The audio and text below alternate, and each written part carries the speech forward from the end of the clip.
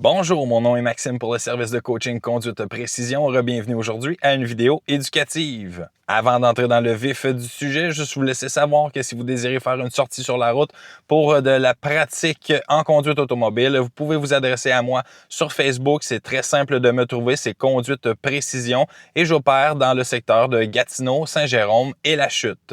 Donc aujourd'hui, on va s'attaquer au sujet des changements de voie par une perspective bien précise. Donc ce que l'on appelle le fameux RACRAM. Vous avez sûrement entendu parler de ça au fur et à mesure que vous prenez de l'information face à l'évaluation de la SAC ou que vous voulez améliorer vos conduites, vos techniques de conduite automobile, dis-je bien. Donc le RACRAM, c'est quoi exactement? Donc c'est l'utilisation des miroirs, des angles morts, des clignotants lors d'un changement de voie dans un ordre bien particulier. Donc, si vous suivez mes vidéos depuis un certain temps, vous vous rendez compte que je ne cesse de répéter, de ne pas essayer d'apprendre une succession de techniques parfaites, mais bien d'être en mesure d'anticiper la conduite automobile et de mettre en application des choses qui sont pratiques et non pas seulement techniques.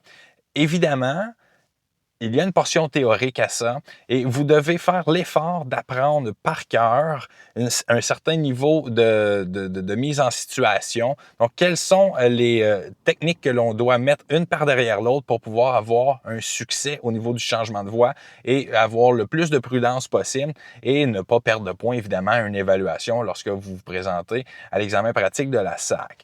Donc, le RACRAM, c'est quoi? C'est une abréviation de succession technique. Donc, on commence avec le R, qui c'est les rétroviseurs, bien entendu. Le A, c'est l'angle mort. Le C, c'est le clignotant, bien entendu aussi.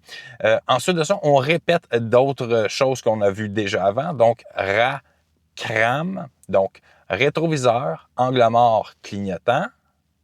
Rétroviseur, angle mort, manœuvre. C'est l'abréviation de ces mots-là. Donc, rétroviseur, angle mort, clignotant. Rétroviseur, angle mort, manœuvre, RACRAM. Je ne ferai pas le débat à savoir si c'est nécessaire de faire ces successions de techniques-là lors de l'évaluation. Il y a des nuances à apporter, mais pour vous, en tant que conducteur qui débute et qui veut se donner les meilleures chances, essayez d'apprendre cette succession de techniques-là pour que ça devienne une seconde nature. Une fois que c'est appris par cœur, ne pensez pas que c'est un truc de magie non plus. Donc, ça ne fera pas en sorte que vous allez être un champion du changement de voie du moment et dès lors que vous allez avoir appris par cœur cette succession-là.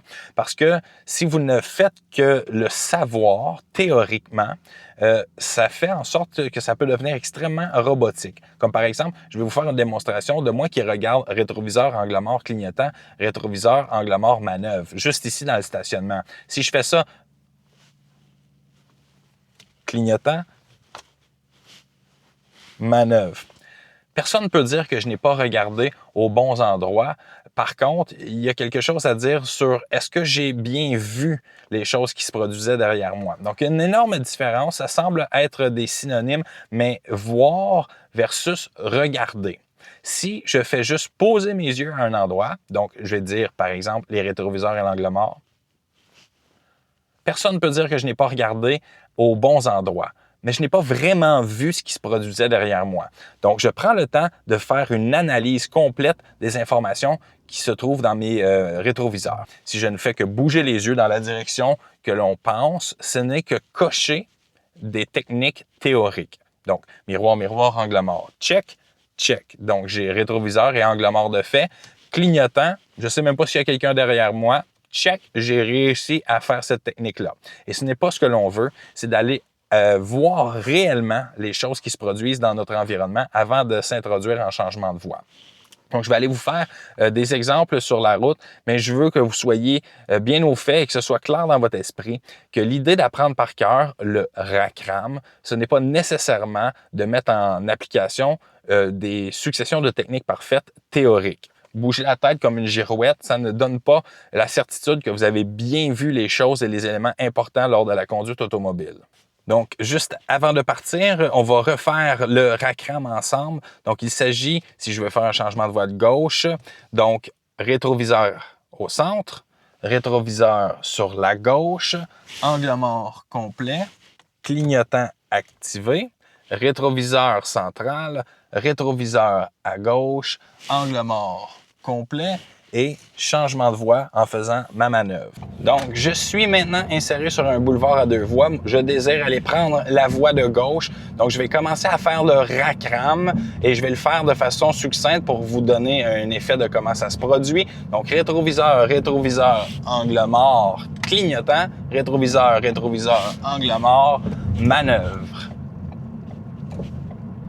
Tout au long de cette manœuvre-là que je viens d'appliquer, je me suis assuré, lorsque j'allais valider dans les rétroviseurs, par exemple, qu'il n'y avait personne derrière moi au central, qu'il n'y avait pas personne dans la voie de gauche qui était sur le point de me dépasser, par exemple, et dans mon angle mort, qu'il n'y avait pas personne qui se retrouvait à proximité de mon véhicule avant de pouvoir faire ma manœuvre, justement.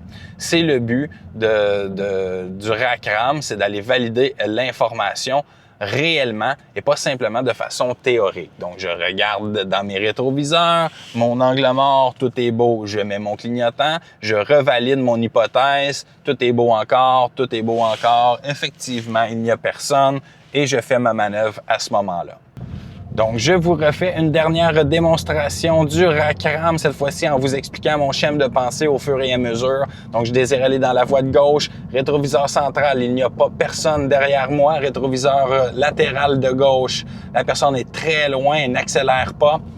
Angle mort, personne là, clignotant, rétroviseur, rétroviseur, je revalide l'information et je peux faire ma manœuvre à ce moment-là.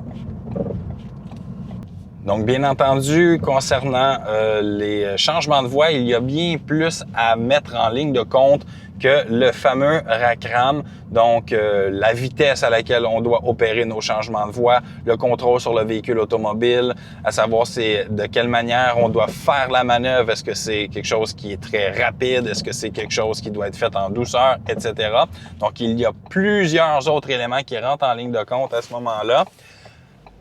Mais aujourd'hui, dans cette partie, nous allons parler seulement du rack-ram en tant que tel pour que vous puissiez bien l'intégrer à votre manière de conduire le véhicule automobile et que ça devienne un élément naturel de votre conduite. Donc, comme vous avez pu constater, l'utilisation des techniques parfaites du rack-ram, ce n'est pas compliqué. Il suffit de bien apprendre les éléments, d'être en mesure de les appliquer au bon moment et aller faire des validations qui sont réelles, qui ne sont pas seulement théoriques. Donc, lorsque je regarde dans mes rétroviseurs, je vais chercher l'information qui est pertinente dans ce rétroviseur-là. La même chose avec le latéral, la même chose avec l'angle mort. Évidemment, je mets mon clignotant avant d'effectuer ma manœuvre et juste avant de la faire, je dois revalider l'information pour aller justement valider si mon hypothèse première était la bonne. S'il n'y a toujours pas de danger, j'opère mon changement de voie à ce moment-là. Donc, c'était Maxime pour le service de coaching Conduite Précision. Conduite Précision, une conduite précise pour une conduite sécuritaire.